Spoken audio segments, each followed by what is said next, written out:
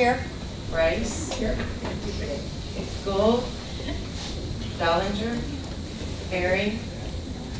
Summers. Here. Ogalla. Here. And Benfield. Here. Yep.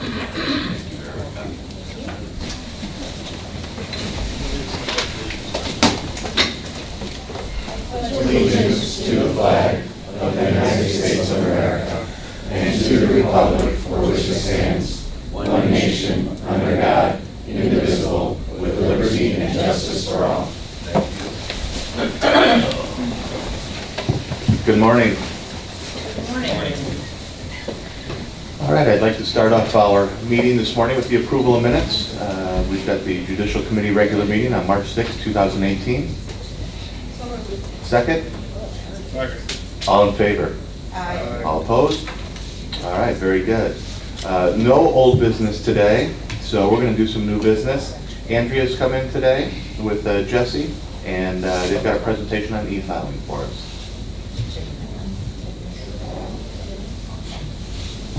Well, we're experiencing a little bit of technical difficulty.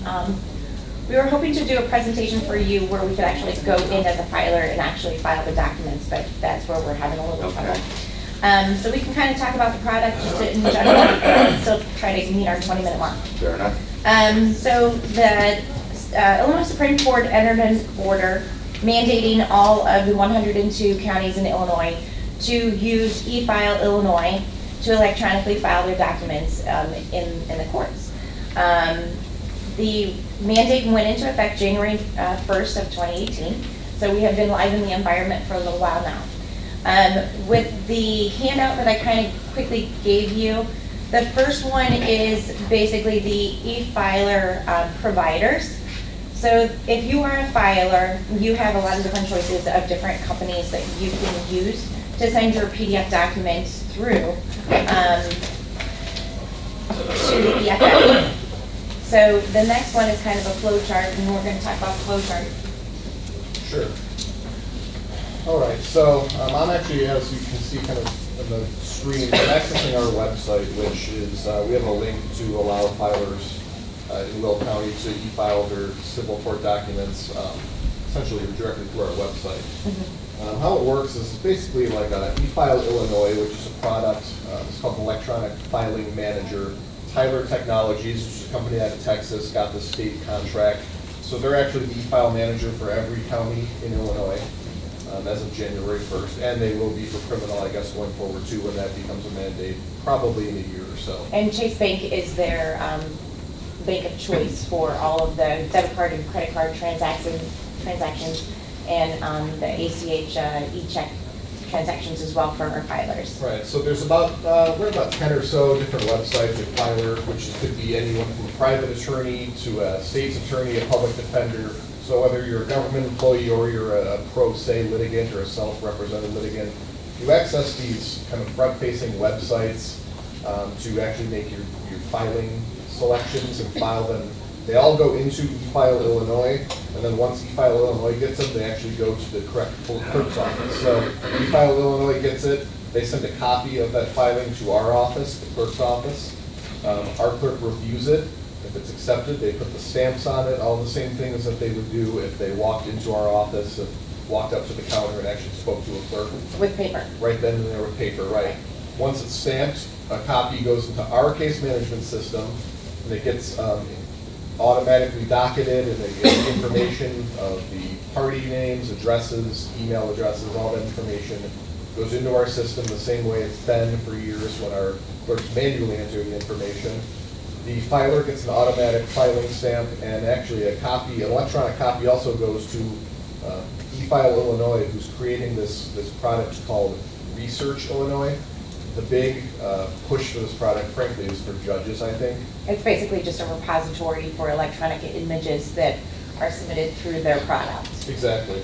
So the person can go ahead and make a filing through eFile Illinois, a copy goes to Research Illinois, and going forward, if you wanted to find any court filing in any county in Illinois, as long as it's a public filing, so something like an adoption would be a sealed document, you wouldn't be able to get it without a court order, but any other type of document you'd be able to get through this one system.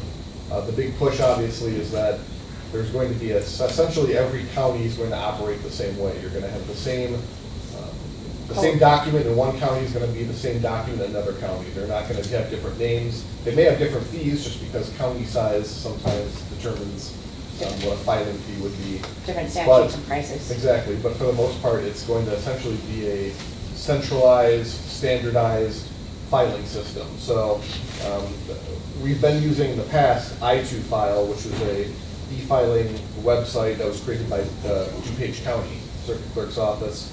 And that's been working well for us, but obviously it's not in every county. So one of the things we would run into is a filer would be used to one filing system, they'd come to Will County and be completely confused because it looked different to them than what they were used to.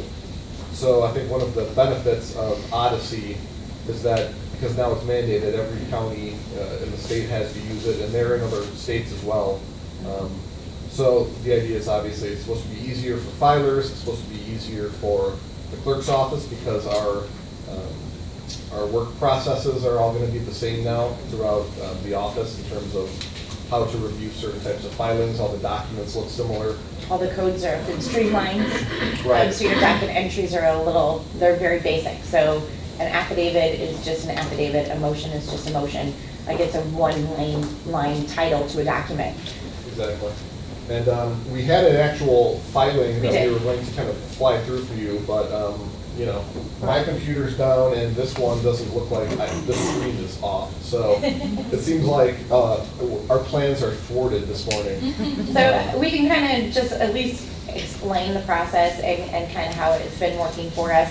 Individuals, when they're deciding to file their documents with us, there's many different ways that a person can obtain documents. They can go on our website, they can get the documents off of our website, electronically type on those, and then submit them through the product as a PDF document. Filers can still walk in with their handwritten paper documents, and we have a bunch of workstations and staff members there to greet them and help them walk them through the process. We have scanners set up, so they basically just scan in their documents, they upload it through the product, and then they submit it to our counter in an envelope for them to review. They go to the counter, and basically at that point, the clerk then pulls up the envelope that they, have already submitted to us. The reviewer then at that time frame can look at the documents, like Jesse said, timestamp them, stamp them, collect a filing fee if needed. So individuals that are still, sometimes don't have computers at home, or they don't have a bank account, they want to file and use a payment method of cash and not use Chase, we're still making those accommodations for them internally in the office. The product itself is convenient for those attorneys and filers. Also, some of our court agencies have also started processing their documents electronically through it, but they can do that from the convenience of their office or their home. So it has reduced a little bit of the footprint, and we are always very busy. Our review time is usually about a two-day process. Sometimes with the holidays or, law firms usually work over the weekends where we're usually closed. So we come back on Mondays and we have a lot of filings to review. We have a lot of filers that all day long, they sit in the queues, and that's all that they do. We're working on auto docketing and auto printing. So we're trying to streamline the process so it's not such a manual pain in the butt for our clerks. Right, and the benefit of e-filing, as Andrea alluded to, is that it's 24/7. So a filer can make a filing. Previously, before e-filing, our office hours were 8:30 to 4:30. If you came in at 4:31, we were closed. We weren't going to accept your filing. You had to wait until the next day. Now you can file up to 11:59 p.m. If you have a statute of limitations that's running, you need to get a filing done by a certain date. You have that many more hours now to get your filing in on time. So it's certainly much more convenient. Obviously, you don't have to drive or park or do any of the sort of things that you used to have to do, especially if you're a firm in the city, having to come to Will County and send a runner and drive and pay that person. All that stuff can be avoided now. So for the filers, we've had tremendous feedback from people on how much more convenient this is. And from our office perspective, we've done probably much more training in terms of learning new ways to provide customer service, because as Andrea said, It's a new we have environment. people who walk in who don't know how to use a computer, and it becomes not only helping them with filing, but helping them with learning, here's how you go to the website, here's how you sign up for an account, here's how you, type this information into the screen. So we've been providing that for the last few months, and it's been going pretty well. And frankly, I think the feedback we've gotten from the public, as well as from our own employees, is that it's been a pretty positive experience. I agree. Also, the state put together, for those that don't have computers, a certificate of exemption form. So individuals can tell the courts that they can't electronically file their documents for multiple reasons. So they did give some individuals that are, may have disabilities or may not have a computer at home that they can access if there's a language barrier or anything like that. So we do still honor and provide this to our public as well. So those individuals can still file their documents in a conventional manner using paper. Yeah, we have the website is up right here for eFile Illinois. It has FAQs, it has web training sessions, it has a very robust user manual. So we've been directing people if they need help to use their guides. We've also been taking plenty of phone calls from both the legal sector, who generally call me directly, and the public if they had questions with eFile. We've given presentations to the Will County Bar Association, and we're certainly amenable to giving more in-depth discussions and more in-depth demonstrations to any group that requests it. And I think we have a judge's demonstration in a couple days. So we're continuously providing education to the filing community, to the public, and any way we can be available and be used as a resource, we're willing to do it.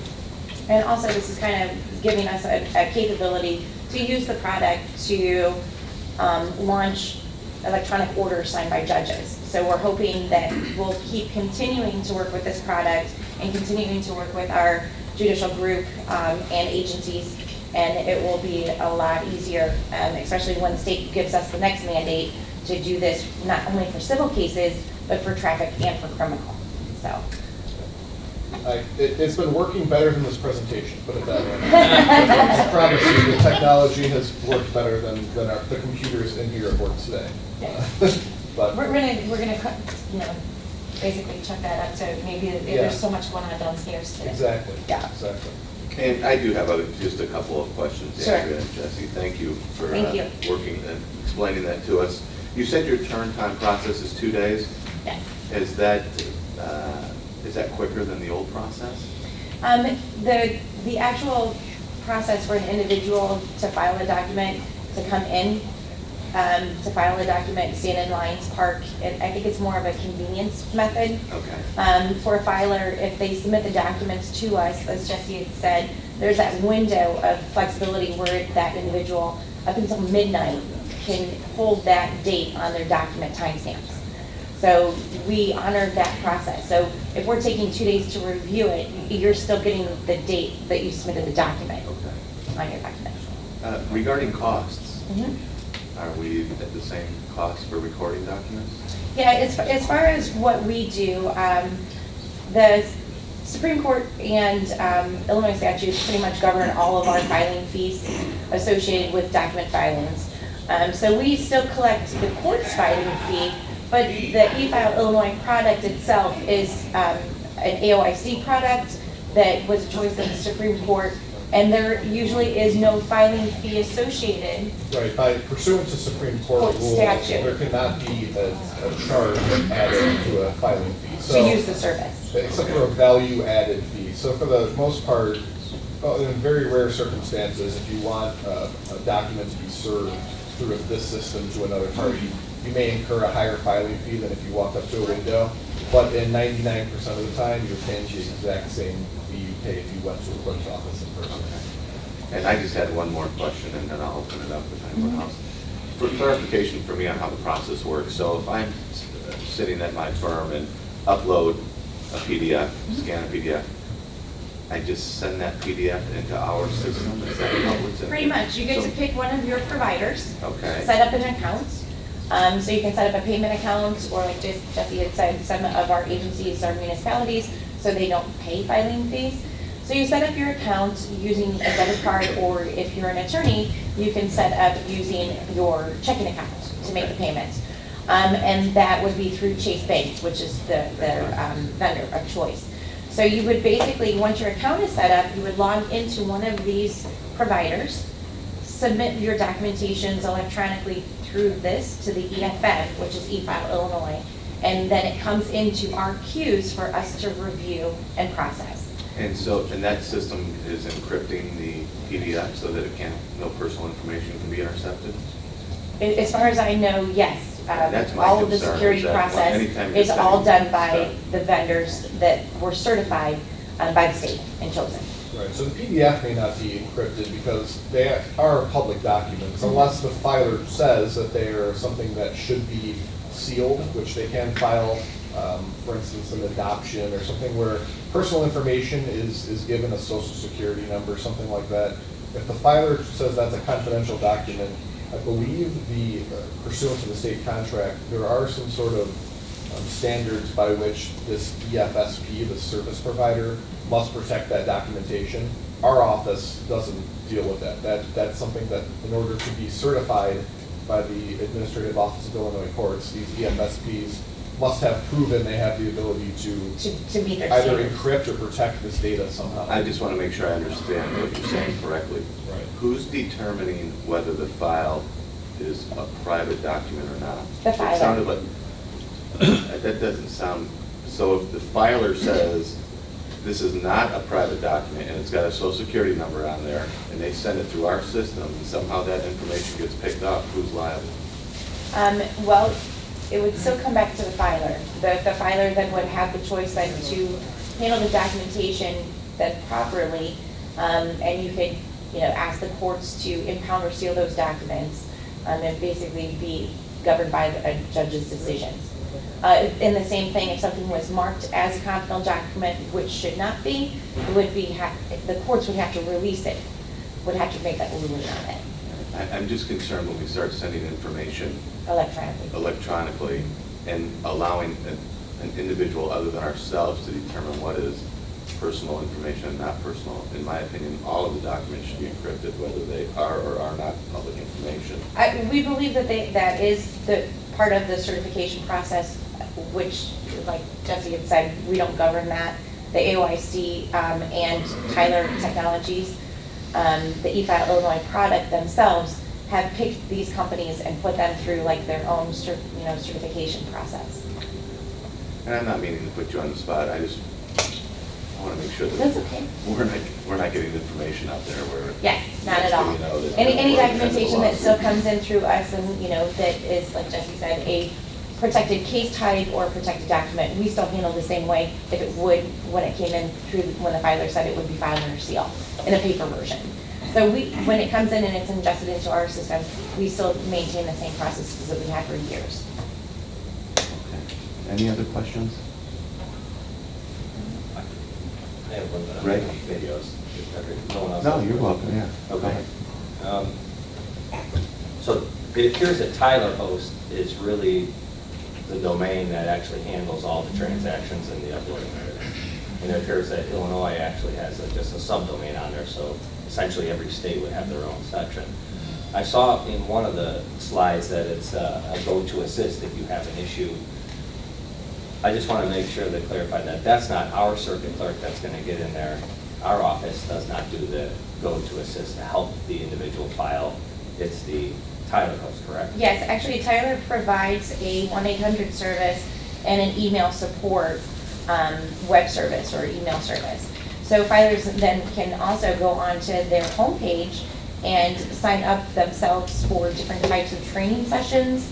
Like Jesse had said, that there's manuals and information, like step-by-step things that filers can do through the product themselves. What we have done internally in our office are those, that still have questions, we still have the ability to answer those questions. But sometimes we do have to refer them back to their 1-800 number. But filers come to us every single day with their paper documents right out of court. We're very busy, about 9 9 o'clock to 11:30 is usually a huge rush in our office. We have at least 2 to 3 people out in our lobby area helping, guide customers through this process. And it kind of seems like it kind of dies down a little bit after lunch, but that's because, most of the court calls are all heard in the morning. But I mean, but when we're assisting or when Tyler's assisting, they're assisting on how to actually get the filing done, not what to file. I mean, we can't. Correct, advise exactly, them. yeah, we can't advise the individuals. Right. We can still, explain to them processes, procedures, if we have documents that we can, show them where to access, if it's on our website or Access for Justice.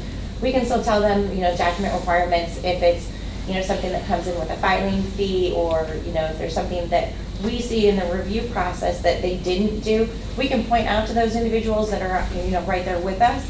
If they miss signing something, or if they have selected the wrong location to one of our facilities when they're filing their motions or summonses, or something small like a missed time. So we can still do those type of things, but when you're a filer at home and you're sending it to us, the review process is a little different. So you accept the documents or you reject the documents for whatever reason and purpose. So my last question would be, how, this new technology, how does Joe Public know that this new system even exists? And how are you getting the word out from your department to make sure that they understand it? And what are the top forms that individuals file? We know that the Yeah. attorneys all know about it, they all file their forms, but for the Right. average Joe Public, what do they? We have been pretty much giving the information out to the general public probably for at least almost a year, or a little under a year, to get them ready for this mandate. The mandate's been out there for a long time. It just went into effect January 1st, so there were those individuals that still came into the office still with their paper documents, but our staff members were so wonderful on day one that we had a lot of this process already worked out on how we were going to handle those customers. And you turn away things if somebody comes in with a document and you say, okay, you need to go over here, and we'll work you through that process. Or if documents come in through the mail still, we had letters that gave them the information about the mandate, you told them how to do it, send it back with a letter, indicating that it's a new day. Great. Flyers, press releases, signage. Yes. And just frankly, word of mouth. Word of mouth. The biggest group of people, I think, who were taken by surprise were frankly Cook County attorneys, or some people who didn't generally file in Will County because they weren't coming to our office enough to actually see the signage, get the word out. But the public actually we started giving people notice approximately 6 months ago. Or a little longer. Yeah. Thank you. That's all I have. I just have a couple clarifications. Get your start. And thank you for coming in. I just want to, things, because I know they sit there and deal with this every day, so I want to give a couple clarifications, because my paying job is I work for the Will County Bar Association. The first, the training they had here had 100 people here, okay? And that included attorneys and judges, and that's a lot. I mean, I was really afraid we were going to overflow the boardroom, to be honest with you. So it was very well attended. They did a fantastic job. They stayed after, helped people through it. Also, I'm not sure if you guys know this, but I field a lot of questions. And there's also, at the law library, have volunteers that sometimes will help people through processes too. So I know that you guys use that a lot. Yeah, we You refer them them upstairs, and Yeah. I have referred people up there because that is the one place where they can go do their own research, the public can do their own research. There's some people up there to help them look at that, and because there's really no pro bono facility out there that does that for them. Right, and those So- individuals can give them more information and more legal advice, because they are the ones that have the knowledge and capability to do that. I just wanted to, Thank you. you're welcome. Andrea, Jesse, thank you very much. Thank you. Appreciate you guys coming in. Thank you. All right.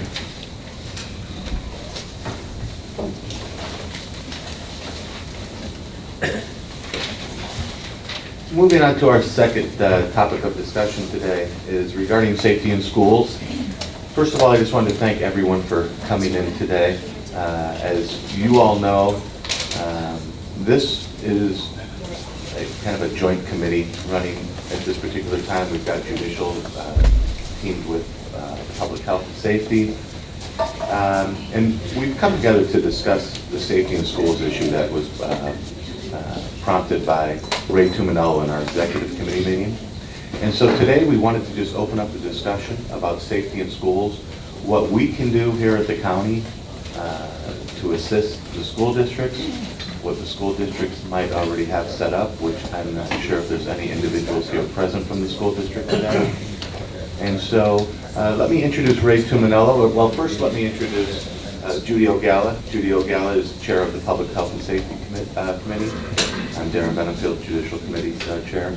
And Ray Tuminello, let me introduce Ray. Ray is chair of the Capital Committee and also brought this idea up at executive. So we're here today to discuss it and see where we can and what we can't do. So, Ray, you want to take a moment? Well, I personally would like to thank both you and both committees to getting together to have an open discussion on this topic. Obviously, it's a sensitive one.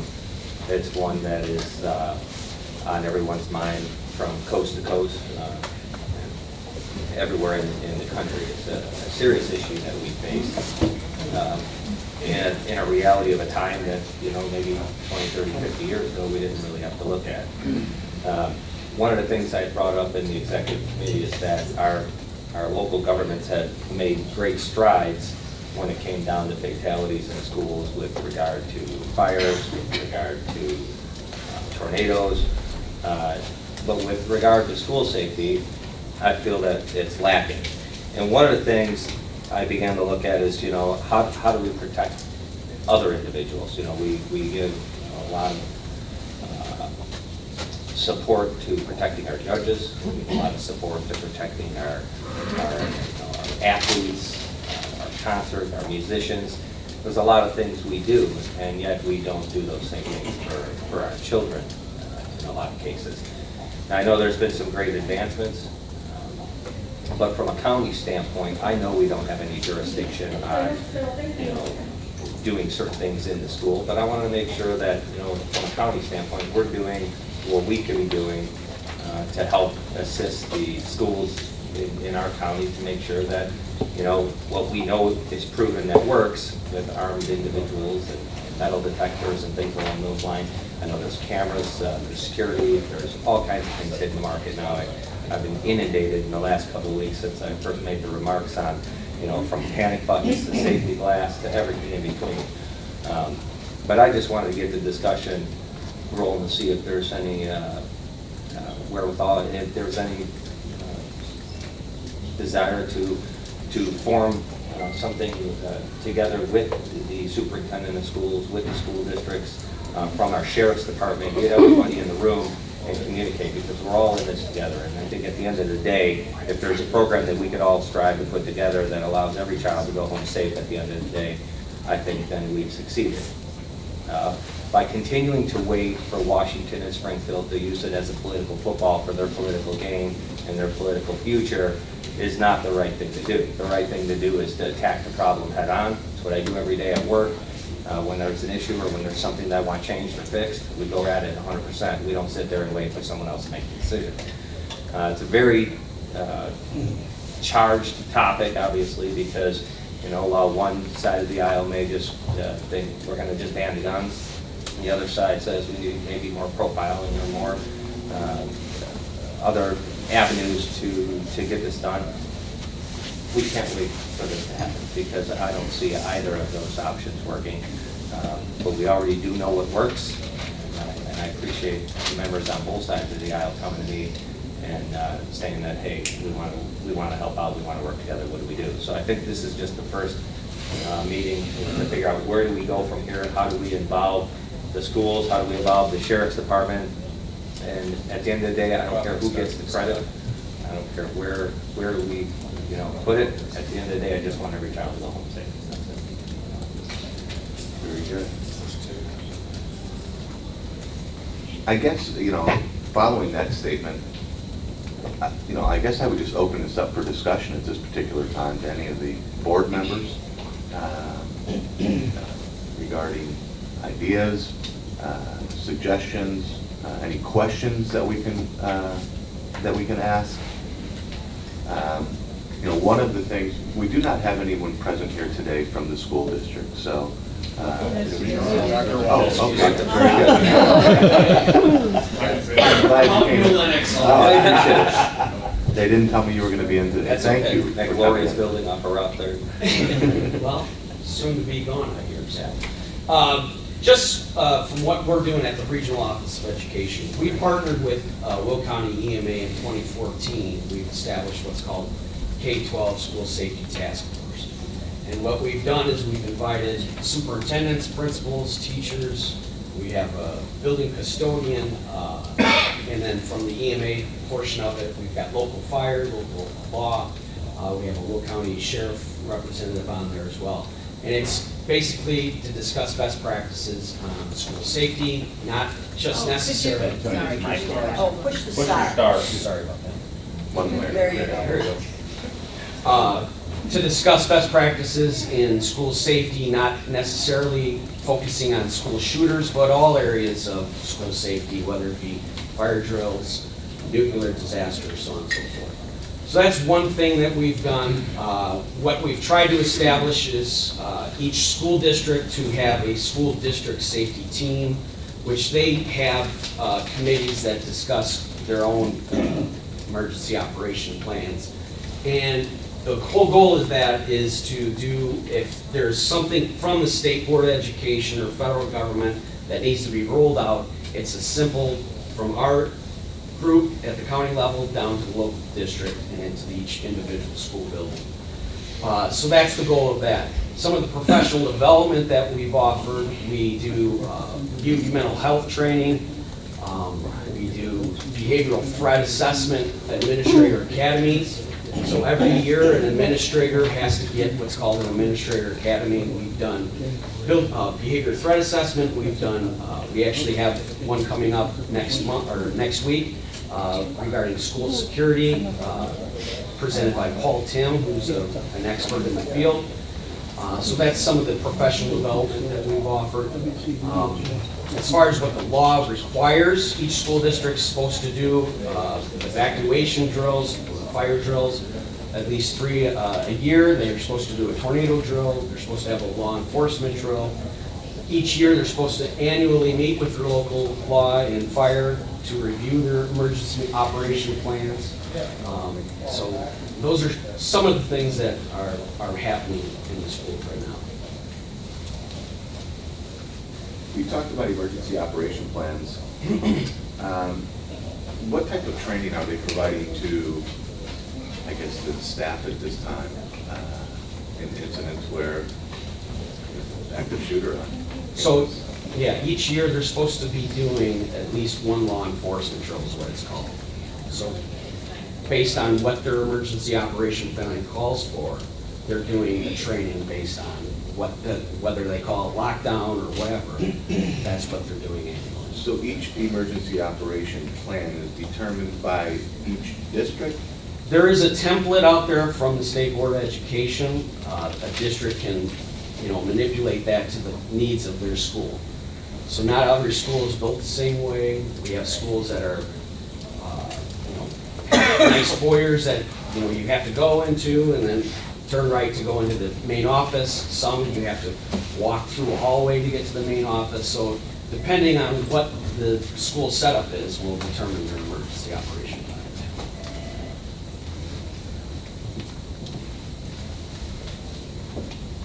Does anyone else have any questions? Sure. My notes here. So do you have like a schedule or anything like that that we can look at to see when the training is or what training is being done? They don't necessarily send a schedule to me. Each individual school district will establish when they're doing their trainings. They'll coordinate that with their local law and fire. Okay, so your office, because you said your office had different types of training that you had done. Yeah, we have training. So we have a professional development alliance. We partner with our Grundy Kendall Regional Office of Education. So we do trainings periodically for school safety. That happens at your office on It actually would either happen at the Professional Development Alliance, which is on McDonough Street, or we do on-site trainings for schools as well. Thank you. Tom, I know you're pretty involved in the training. I mean, Yeah, actually, I brought Lieutenant Ed Hayes with us today from the Sheriff's Department. Ed is in charge of, among other things, school safety for our department. He might be able to give you a little more on the specifics of the training and some of the safety protocols we have in place. That'd be great. Yeah, have them come on up. Thank you so much for coming, I appreciate that. Thank you.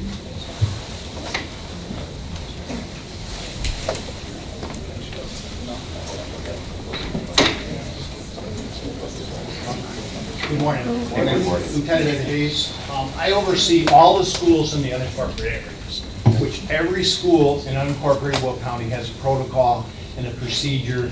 And we do active shooter drills, and we're involved in all those schools. We also do scenario training on Teacher Institute Day for the teachers to let them know what their role is exactly. They are mandated by state law at least once a year for me personally to go to these schools and partake in the lockdown drills, if you'd like to call them that. We assess the school needs. We assess any problems or issues. Our people also have all the blueprints of these schools. We have all that, any changes. We have contacts of all the schools that have bus routes, have buses available. We also do evacuation drills at some of the schools. We do many, many different activities with these schools. We have currently, in the Lincoln Way area, we have 3 armed officers that are in the Lincoln Way School District, our biggest school district, which includes over 7,200 students in that area. But I only remember this is because I used to be on the board at Shanahan, and I know the Shanahan police are in the Manuka schools, the Shanahan schools that do the same thing, so is that not true of other communities? Do their police departments not take active? I would say every police department probably in Will County has a program in place. Also, we meet with the school board and go over the fundamentals of that. I sign off on a lot of the school protocols of the safety issues. We address those. We have at least one meeting per year. We discuss the pros and cons or any things that we need to change. We assess. Also, they have access to me if there's any particular issues or questions that they need answered where something comes up. All of a sudden, they'll be talking about their kitchen staff. Well, somebody brought up a question, we're not sure what the kitchen staff should do in an emergency or where you should go, and we work with them in that particular incident. I hear a lot that we're doing a lot of training, doing Yes. quite a bit of training. If there's a shooter in the school, the left foot knows what the right foot's doing, and we have a plan in place. I'm hearing a lot about of what we're doing in the case of an active shooter drill, run, shoot, hide, or run, hide, fight, whatever they call that program.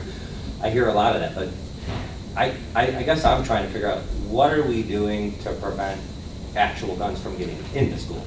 That's what I'd like to hear. What do we plan on doing and prevent that from actually getting into school? We have a great plan once it's happening, but once someone's already firing the gun down the hallway, we have a great plan, but I want to prevent the gun from even getting into school to even start shooting down the hallway. That's what I'd like to see. Where can the county help and these school districts to help prevent? Because I think it's great that we have an armed officer in the Lincoln Way schools, because I know we're talking about our unincorporated schools right now. I think it's phenomenal.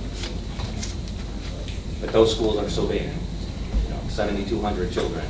He could be on the 3rd floor, 2nd floor, opposite ends of school, and if the gun's already in the school, how do we address that? I guess that's really what I'd like to hear. Well, again, then you're talking about, you can implement metal detectors. That would be the school district. Will County schools that I'm aware of, none of them have metal detectors. We don't pat people down as they come through the door physically. The deans are very active with our people. They assess. We basically assess certain people.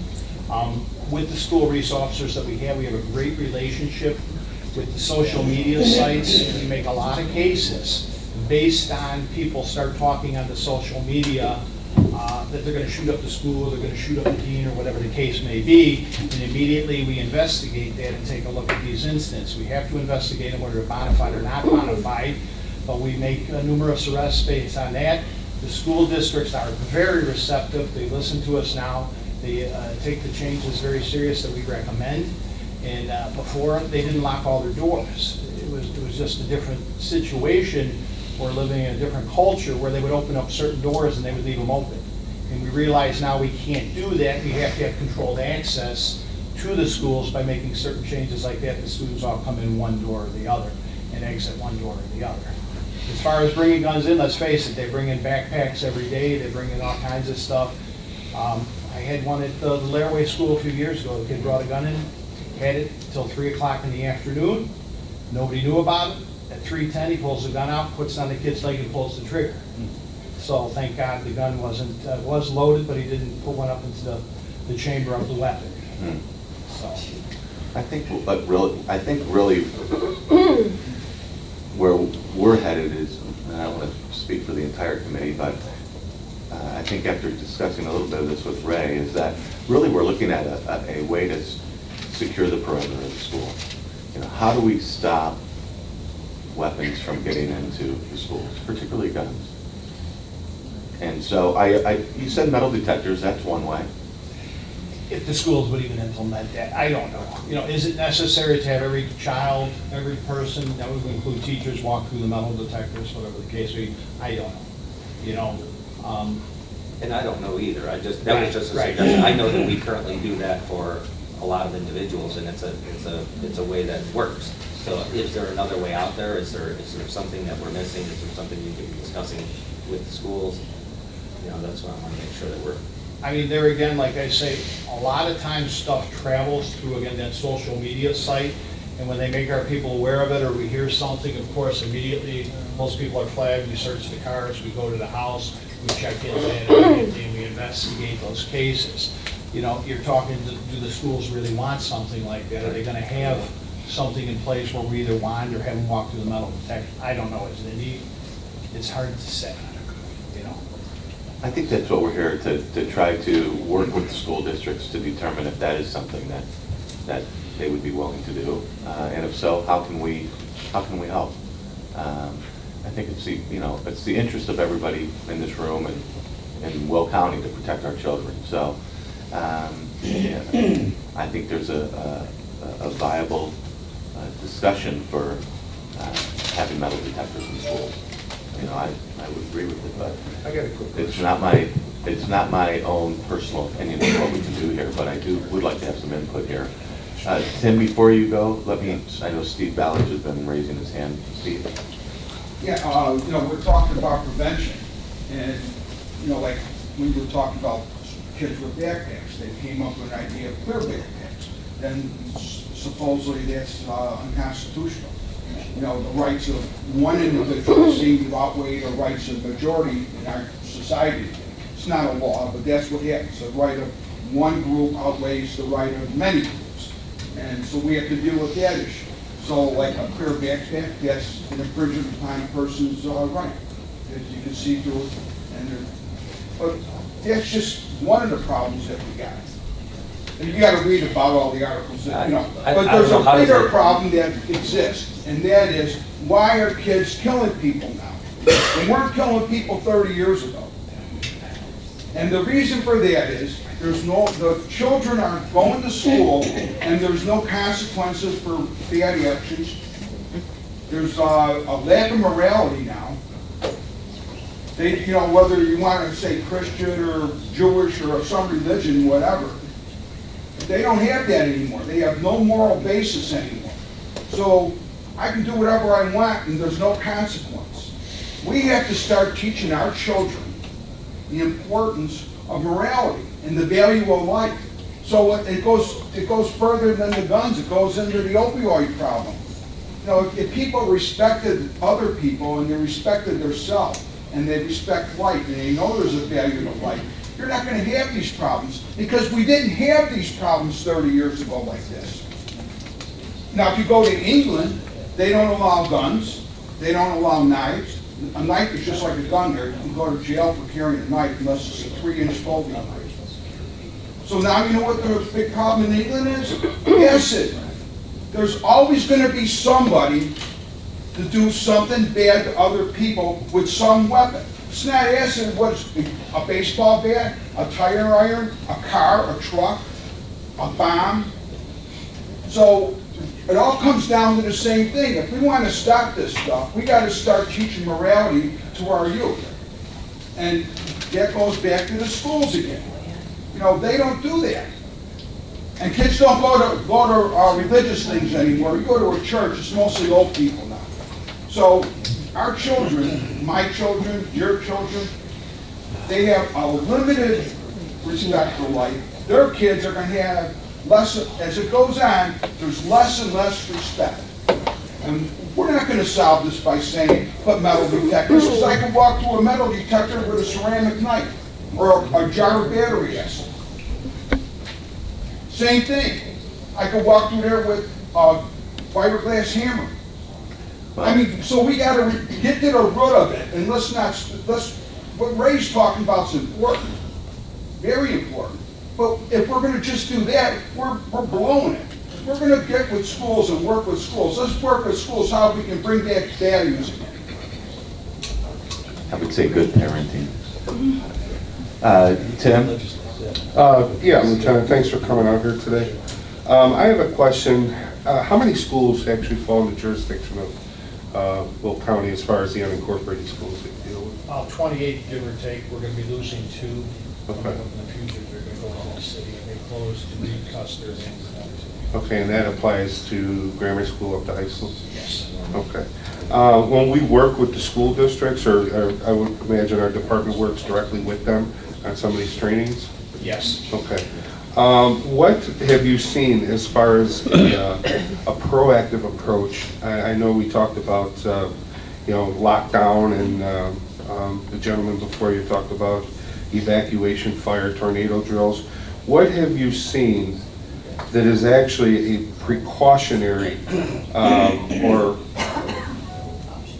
address as far as the gun issue that Ray specifically pointed to?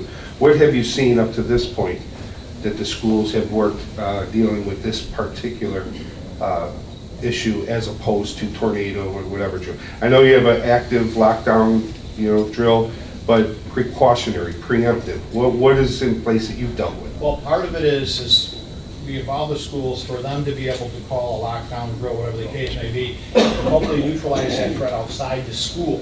So before, some of the protocol was your school, you may have to call the principal or the superintendent to do a lockdown. For the school, now we've given access to everybody. Any teacher is allowed to do such. So we've addressed some of these issues. Instead of just lockdown, tell them that there's a viable threat out there. We try to keep it outside the school, and then of course contact us when we don't want to get it into schools. A lot of them do have the locking corridors now, which they have the double doorways, they have the panic buttons. They do have these in place, so they have the safety mechanisms in there. We go through them once a year, and we hit the buttons, make sure they're all functioning and everything else, and that is up and running. But part of it is awareness training for the teachers, what their roles are going to be too. It's just one of those things that is going to happen. It's going to be organized chaos, but to know what's expected of you and what's expected of the teachers to take control and assist us till we get there. Okay. So as far as precautionary discussions relating to anything from metal detectors to additional security, stuff like that, there hasn't been any discussion? No, we do scenario training, as I mentioned earlier, with the teachers. So what we do on their institute day, we basically put out scenarios out there. We break them up into groups, and then we'll say, okay, what do you think? There's no more asking the superintendent or the teacher, what are you going to do? Right. Okay, this is the threat, you see this, what are you going to do and what's your next steps? And then we critique that and work with them and say, okay, this might have been a better action to do, whatever the case may be. Right. And I'm not trying to paint you into a corner. I'm just trying to understand when we talk about jurisdiction and the sheriff's department and how we work together with the schools. Where is the initiative taking place? And I applaud you for bringing this out in the open. So my thought process is if it's supposed the initiative to implement some of these things in place, and again, maybe we could start with what's being done in the incorporated areas, and then we could play this out into a broader Will County area.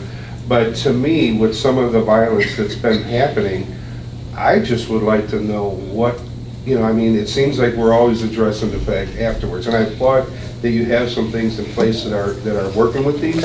And I understand it's not the sheriff's department to develop them sometimes, so I'm trying to get a better idea as far as what do you think are schools. You mentioned like we had 3 security officers in high school? Deputies. Okay, deputies, is that 3 total? As you mentioned, we have 27 schools. That's 3 total, we have 3 Okay. high schools. Would you see three deputies overseeing 27 schools? I know you got them in one area, but would you define that as adequate security for some of the issues that we're talking about? Yes. And those 3 stay at that school. I oversee the schools. I'm the liaison for the schools. They are assigned to that school. They work within the Lincoln Way area. Those are those schools. They're more than this office. They do a buy-in. They have a great relationship with the schools. They work the events. They work the sporting events where there's thousands of people at those sporting events, which of course is always a risk for us too when you bring that many people in. But we do have things in place. We do have the precautions. We are going to be doing an active shooter with the Lincoln Way School District later this year, which will involve our SWAT team. An additional SWAT is different than an active shooter situation, but we'll be doing one of those later on in the year. Okay, thanks. But to the earlier point, that is still an active shooter, is something that's not a precautionary, that's acting after the fact. So maybe we can examine with the school board something that could be a little more precautionary. Thanks. Thank you, Tim. I think that, and that's exactly one of the reasons we're getting together. As board members and as the public, we're not really sure who's in control, who has the jurisdiction to make these decisions. And so this is just, I appreciate this discussion. I'm learning as more people are asking questions. We also have State's Attorney Jim Glasgow with us here today. Jim, would you be willing to come up and share your thoughts?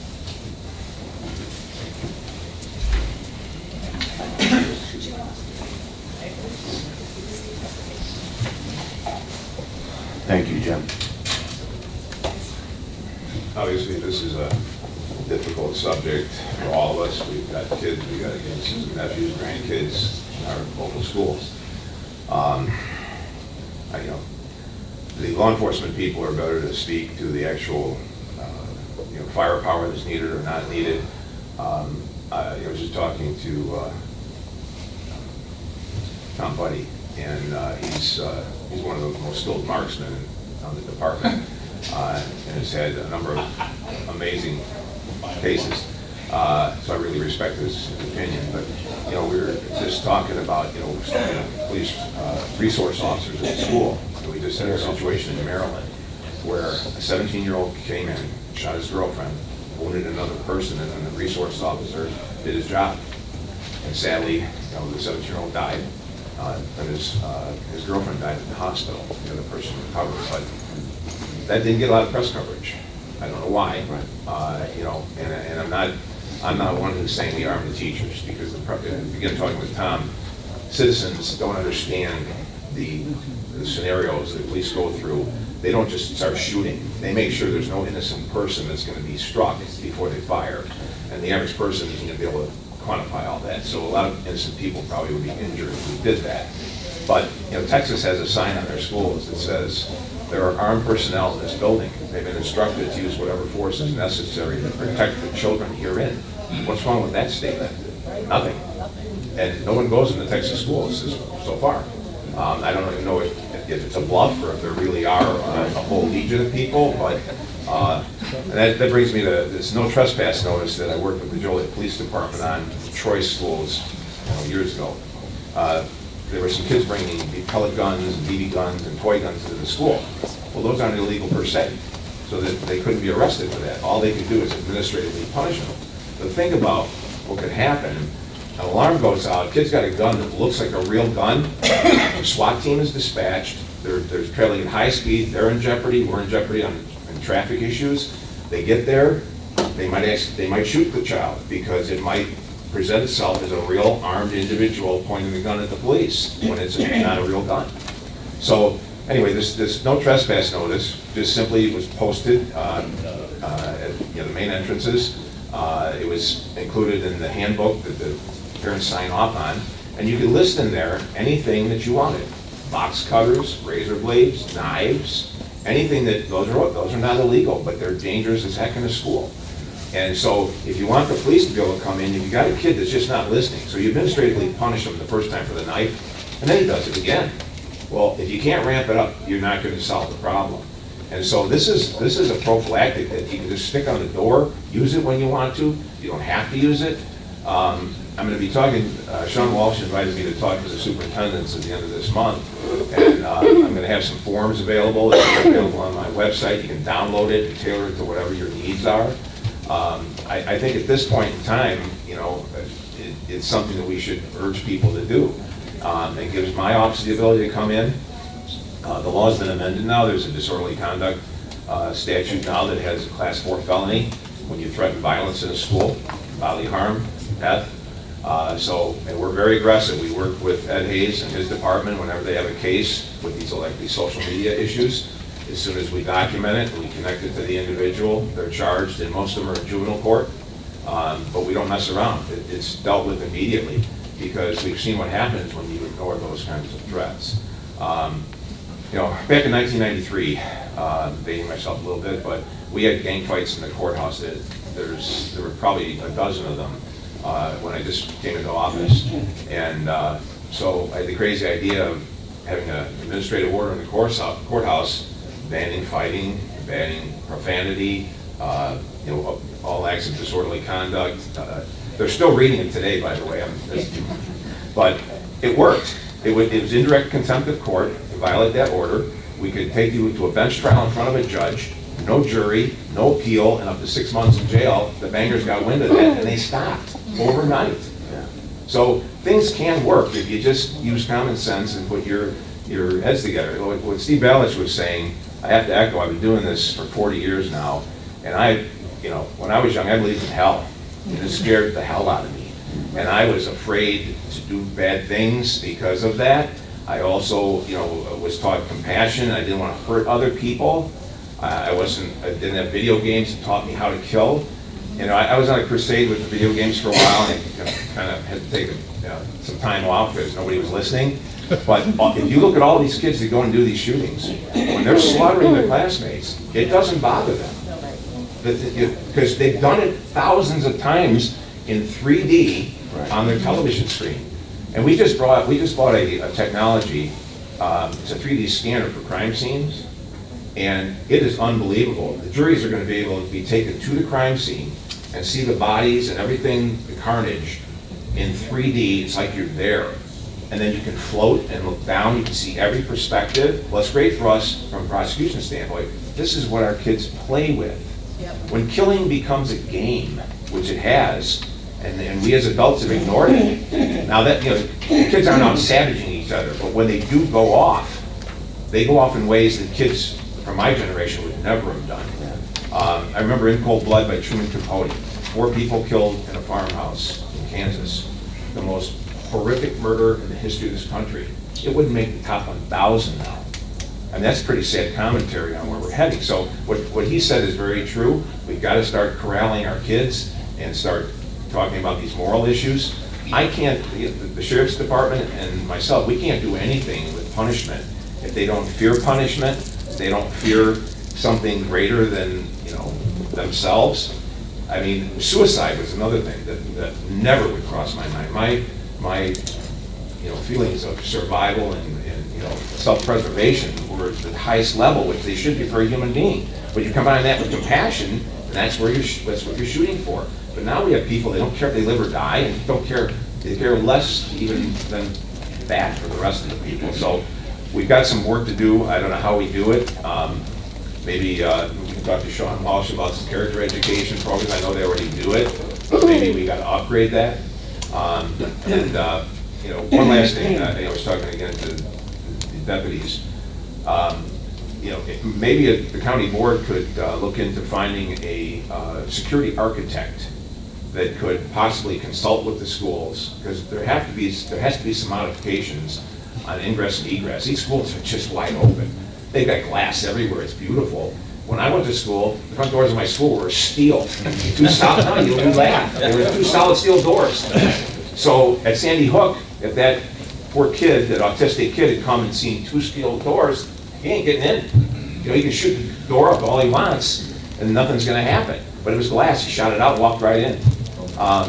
Even chicken wire in the glass, you remember that? Yeah. Those days? Well, they probably have better technology now where it won't look so ugly, but you want, if that glass breaks, you're not getting in. There's another barrier there, a film or something that's gonna stop them.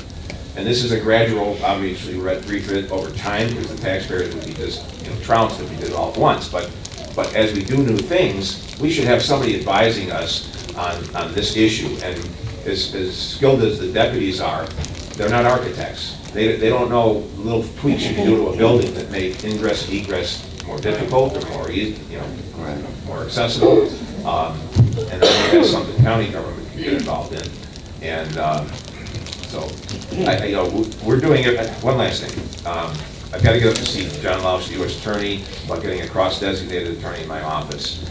And that's important because the FBI is a player in all of this. And we had a threat against a judge at 3 o'clock on a Friday afternoon about 6 months ago. And we immediately started working on it. We got the FBI involved. And in 4 hours, we were in the offender's house hauling out 14 illegal guns, hundreds of rounds of ammunition, illegal drugs, that. And one of the FBI agents said, wow, we could never move this fast. And then the light bulb went on. Yes, you can. Just partner. That's what didn't happen in Broward County. So we're going to do our best to try and partner with the U.S. Attorney's Office. We already work with all the federal agencies as the sheriff, but to get it to its highest peak and really functioning, if I've got a cross-designated attorney in my office with the U.S. Attorney, they'll take cases that they normally wouldn't take. Because my attorney can do all the legwork and the dirty work and hand it to them on a platter. They don't have the staff to handle all that stuff in the collar counties. But we can utilize those federal penalties, which are significant. Hopefully there'll be some deterrent with that, but at the very least, we can utilize the federal resources much better. When they get all these tips, we've got 1,000 police officers on the street. There's maybe only a couple of FBI agents that work regularly with us. I mean, we have 700,000 people, that's not gonna work. And that's what happened in Broward County. They were overrun, they couldn't handle it. But nobody figured out a way to make it work. And this is one thing I think we can do here, where we get everybody working together and nobody will drop the ball. So, I'm optimistic that we can make some changes here. And, maybe Will County could create a cooperation like this that would serve as a template for the nation. Because every prosecutor can do what I'm doing. And all the charges come through my office. Every police department, we have to work with all of them. And this is one issue that's a priority. So, if anybody has any questions? Thank you, Jim. I do believe that we do have a couple questions. I told Jackie, did you have your hand up? I couldn't see. I did. I just wanted to say thanks for pulling this together, this conversation. And in response to Tim's comments about prevention, I'm not sure if the members of this committee are aware of what Bolingbrook High School did shortly after that shooting. A mother, parent, organized a group and they put notes on all of the kids' locker doors. I mean, I think those kinds of prevention items are probably the most easy to do and important. It gets the kids to understand that, other kids do care about them, that there are people they can reach out to if they are feeling emotionally distraught or upset about being bullied or about whatever might be going on at school. And, because I do agree with Steve. I mean, there's been a huge change. I have my own opinions about why that change has occurred. And I won't get into that, but I do think that it's not the school's job to teach morality, but I do think that they can do some things to make sure that all the kids know there's someone to go and talk to. I don't think they know that. I really don't. And I think there's more that the school can do to show that, to demonstrate that. And I think that would be helpful. Kathleen?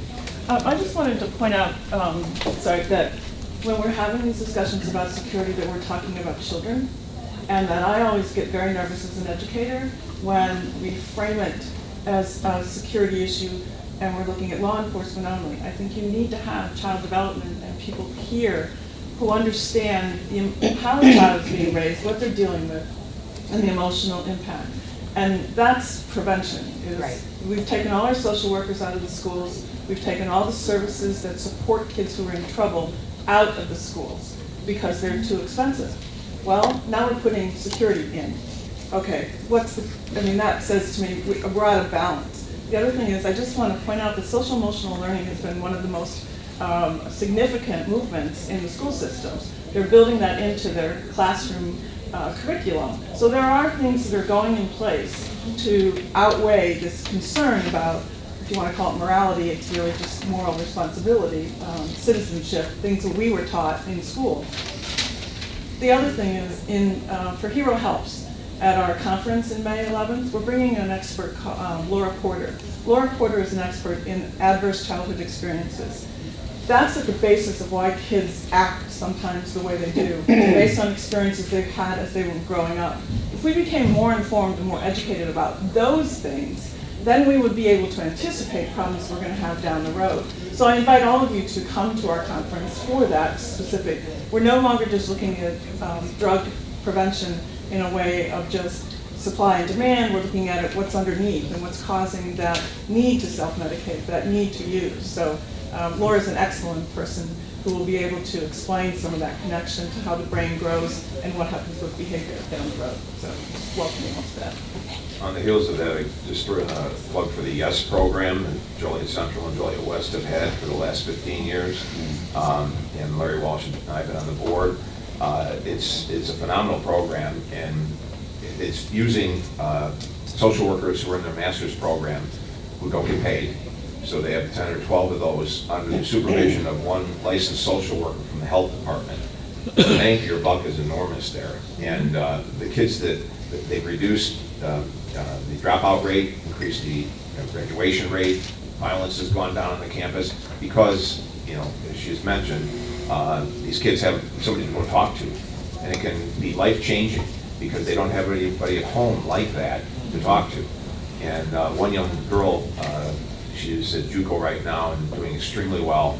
She was going to drop out her freshman year, and she said if it wasn't for that counselor that I went and saw my freshman year, I wouldn't be sitting here. That's huge, just that one kid. So we get one kid going on the right path versus the wrong path. Over a lifetime, that person lives 75 years, what are we talking? The disparity is millions of dollars for one person. And the more we focus on that, I think the more we'll be willing to put the prevention dollars on the table. Because for every dollar you spend on prevention, you save 10 to 15 in remedial costs. And the best example is Jiffy Lube. We change our oil every 3,000 to 6,000 miles.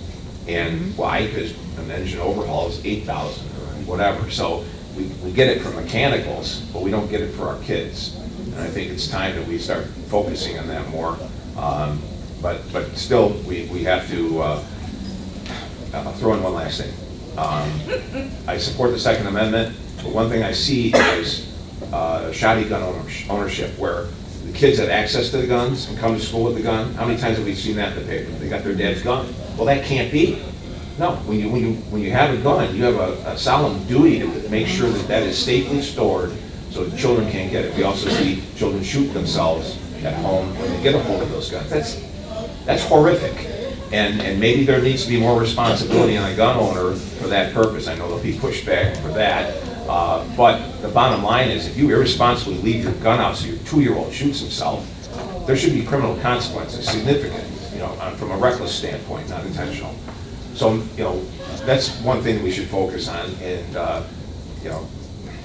burglars get guns also and put them out on the street for the illegal use of those weapons. So that's another reason why we have to safely store your guns so they can't be stolen, they can't be misused.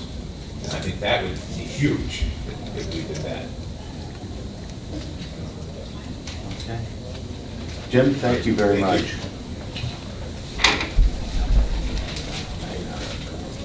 Judy wanted to say something. Tyler, I do want to bring this particular meeting here to a close here soon, so because we do have finance after this, I believe.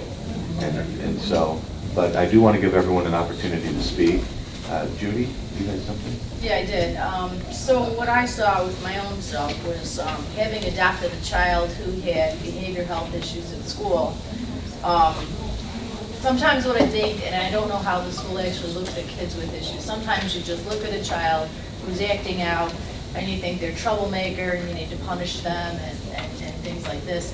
And being the parent of a kid who had issues it's really important that the teachers identify that this child is having an issue. It's not just having a bad day. We all have a bad day. You're grumpy, you didn't sleep, you're not feeling well. But a kid who has repeated issues needs to be handled in a much different manner than a punishment. And they need to have the right resources at the school. And I've found sometimes if you don't have somebody who's really good at that school, who's in charge of the social workers and you know, the behavioral health issue, that kid gets overlooked. And so I was going to actually ask you, Sean Walsh, if there's what is in the school system to help teachers identify those students and get help. My son went to Joseph Fisher School, which is right here in Joliet on Larkin. It's absolutely the only school I had access to, but such a fabulous school. They're so in tune. They work with the students. They do conflict resolution, so the kid learns. If I pull his hair, he shouldn't pull mine back, is whatever, how you do it. And they do this conflict resolution. I think some of that actually could be done in the local school systems. But there's the cost, because every kid that goes out to specialized schools, the cost to the schools themselves. So really, we need to look at handling kids in the school system, identifying that student and trying to work with them. And they should not also feel ostracized by it. So do you know what is the process with some of that? Could you give us some input on it? Well, I mean, I don't know what the situation was. It appears that your son had an IEP. I think it's in every school. There's Yeah. kids that act out. You just think they're a bad kid. Really, I don't think most kids are bad. They just have the Yeah. issue they're trying to deal with.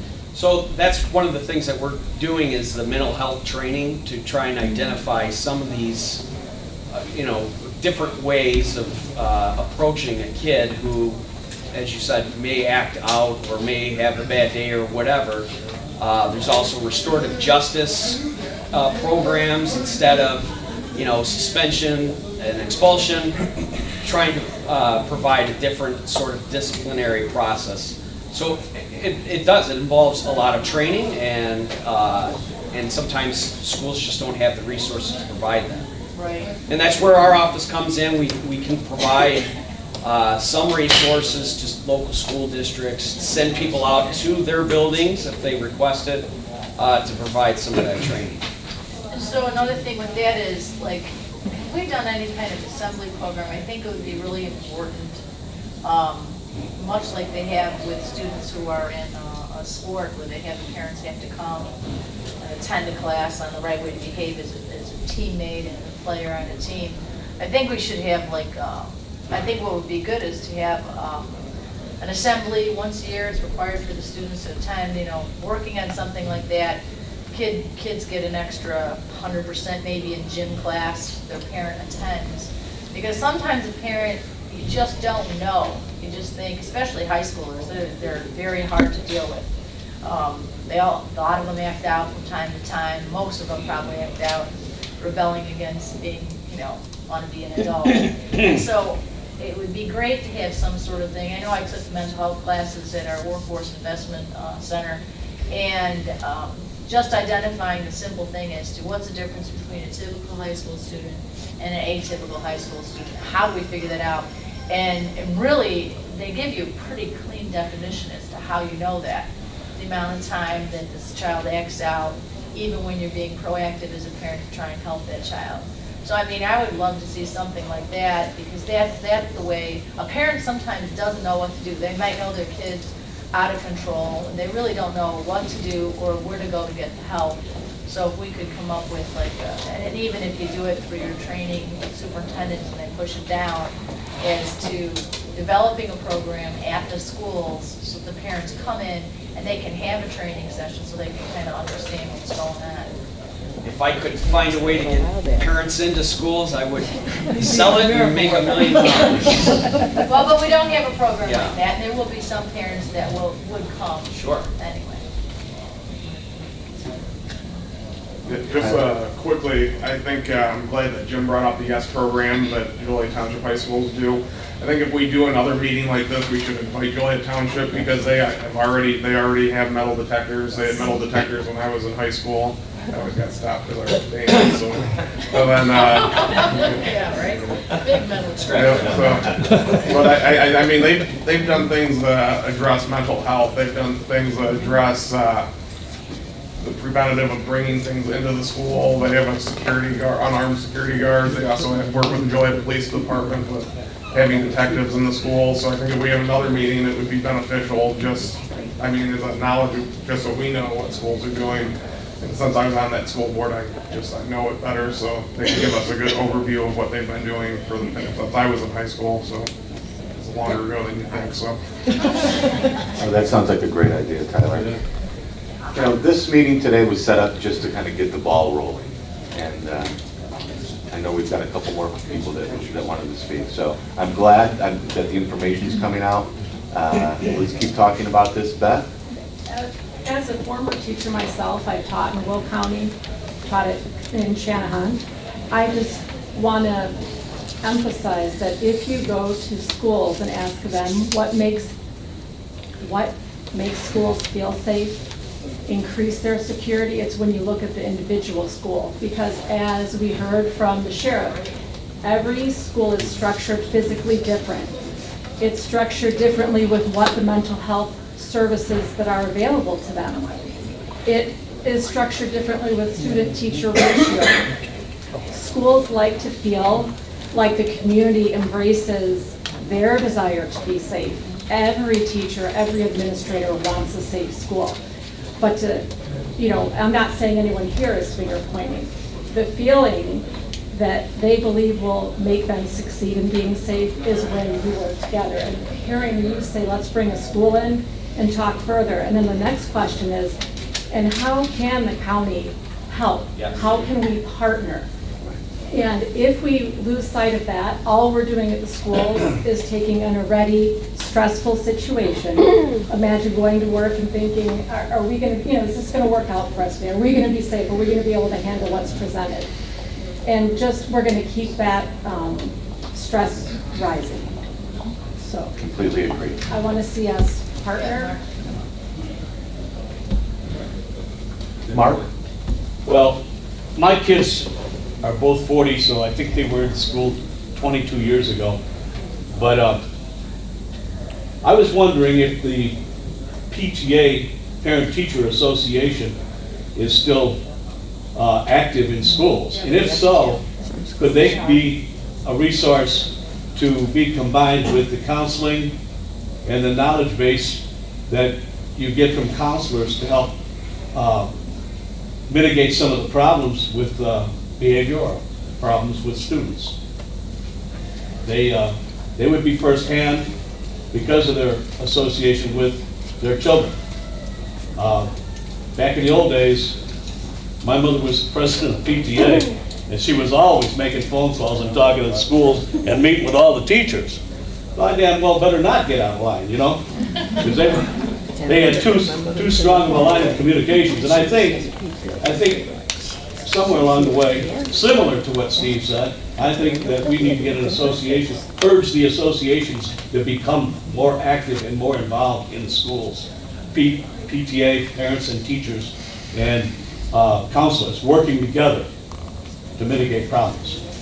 Amen, Mark. Anyone else on the committee? I just want to say that, thank you, Tyler, because that's exactly right. I got to visit Joliet West, and I went through metal detector. However, I think as we invite these other groups, and which I think we really need to do, schools, the school districts, their elected officials, their boards, I think we might want to think about having a couple night meetings. Like all of us, I mean, we're used to taking days off to do things. They're used to doing things at night, because everybody has full-time jobs. And I think if you really want to make a difference, you're going to have a couple night meetings. I mean, just like, they're talking about all that stuff at Carroll helps. They got all these people coming in that we're actually paying for, but it's during the morning. I'm working, So, I mean, some of these things we should start doing of an evening, just so more people can attend. We're not giving people the opportunity to attend because we're doing these things during the day all the time. We need to make sure we rotate them around the county, because I think all the schools have the similar issue, and again, we were talking about unincorporated schools. If we can bring everybody together, this was the best thing ever to have happen, to sit down, best practices, but also looking at the underlying issues. Because Kathleen and Jackie noted. Okay. Ken, did you want to speak? Was that you?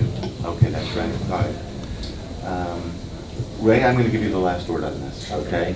Yeah, well, first of all, I want to thank everybody in here, everyone that spoke. It's a very passionate issue. I understand it's very polarizing as well, and it's also a political issue. But to come together as a group to really think about what we want to do to protect the children or try to do our part, I think is very important, and I want to thank everyone personally for taking it so seriously. One of the things I was going to suggest after communicating is, I didn't know what to expect. If 2 people were going to come here and talk with a 3-minute meeting, or now we're going on an hour. It's obvious that everyone has these same desires to get to that point. So what I was going to suggest in the future is that we pull together a group of all the individuals at the table to see. I'm not trying to step on anyone's toes. When I said just metal detectors, we'll put the officers in. That was just a suggestion of how the county could help, right? Maybe the school says, we don't want this, we want X, Y, and Z. How can the county help? That's exactly what I had in mind when I originally made that statement next month.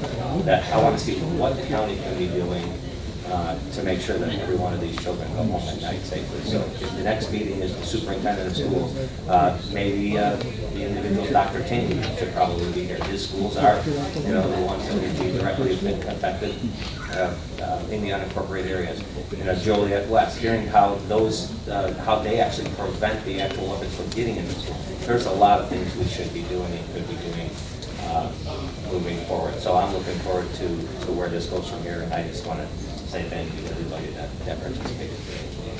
All right, thank you, Ray. That'll conclude our discussion on this. However, I do want to ask, there is no other new business today.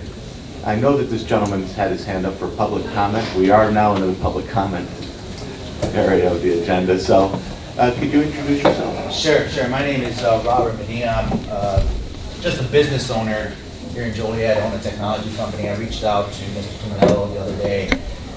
Somebody forwarded me an article that he expressed his ideas of getting everybody together, so I thought it would be a good idea for just the average guy to come and give my observations and my viewpoint. I'll just start by sharing, I have 6 kids, 3 that are in Will County schools, the other 3 are in universities. A few weeks ago, beginning of March, I received a call I watched the news and I received a call at the beginning of spring break from my daughter who attends CMU. I got a FaceTime and she was petrified because they had locked the school down because there was a shooting.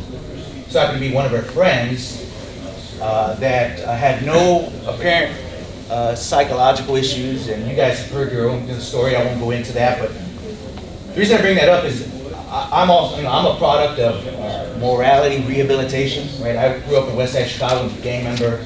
I'm also a pastor at First Assembly of God down the way, and I've gotten rehabilitated. So I believe in that. But I think those things take a minute, right? They take time. And I think what I'm sitting here, I'm trying not to, a little frustrated because I hear some of the same. And one of the reasons why I came to this meeting is because I want to know what we can do today.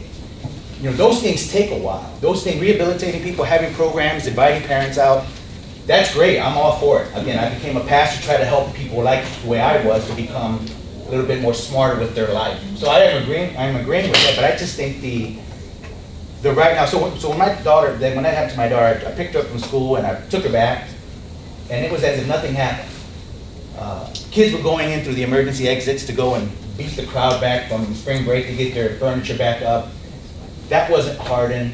The front doors, though they had badge access, were all glass. If I wanted to kick in the window, I could have kicked it in. I could have done a lot of different things. The individual that did that walked up to the 4th floor with the handgun in his hand. There was cameras, but a lot of the reactive method, I think we've done that, been there. It's helpful when it happens. We need to have policies and procedures as it happens, but what are we doing as a community? And I think the reason why I like this forum is I think we involve the community. I saw the article. As a concerned parent, as a business owner, I think if we get other business owners and communities involved, I think there's a lot of individuals that would love to give, whether it's their know-how, whether it's something that they manufacture, whether it's something that they are a profession in, and come and do something to harden the schools. I'm not sure if it's metal detectors. You know, we partnered with a company that we're going to be doing business with the schools in Florida after the event that happened there. So we're talking film that protects. It's a ballistic resistant film, not to be confused with the film that's used for snatch and grab. These films have been proven to do certain things. So again, I'm not trying to pitch my product. I'm just trying to say that I think we should be doing something that's going to affect the issue immediately as opposed to long term. Because as we speak today, there could be a kid right now going into the school with his parents' gun, with his friend's gun, or whatever the case may be. And all of this talk is great, but it really doesn't do anything now. And I think that's kind of what's prompting some of the passion that you might see oozing out, because not only did it happen firsthand with me, but I was helpless. 4 hours away from CMU, not able to do anything other than to console her, tell her everything's gonna be okay. And she said, Dad, there's kids down the hall, there's the doors are glass, what's to stop somebody from coming in? Should I stay away from the window? She just was frightened. And as a parent, I felt so helpless.